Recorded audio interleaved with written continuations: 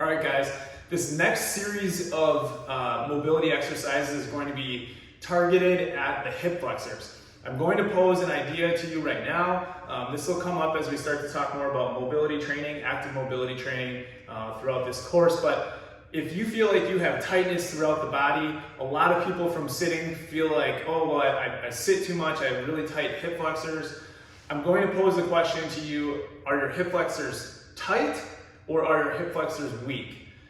Do your hip flexors need to be stretched or do they need to be strengthened?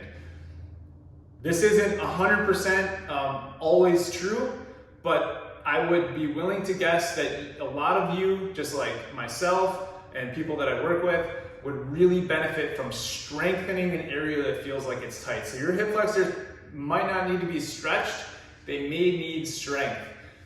So this particular series of drills that we're going to go through is just one way that we can address mobility for the hip flexors, strengthening, control, stability. So what we're going to do is we're going to take any kind of prop that you have. I've got a bottle of sparkling water. We're going to use that as a target to lift our leg, a straight lock knee leg, toes pointed up and over, setting it down on the other side.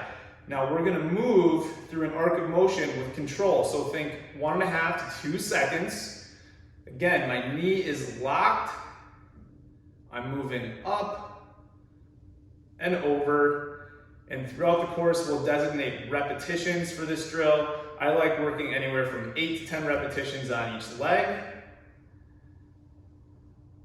Again, you can see my torso, my shoulders, my head, nice and still. I'm sitting tall. I've got my hands behind me to help keep my chest forward. If this was too aggressive, I could lean back just a little bit. Again, keep a tall chest, but this makes the exercise a little bit a little bit easier. If I need more of a challenge, I can lean forward with my chest, this forward leaning posture, and now this is significantly harder. Another way that we can make this harder is grab an object of a taller height, okay?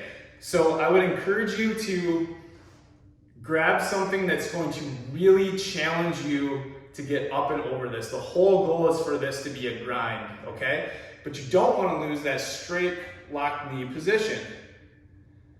So it's got to be an object that you can get up and over with that 1.5 to 2 second tempo. Again, we're going to work both sides. But that's an excellent way for you to challenge your hip flexors, strengthen your hip flexors, develop control in that region. Give it a shot.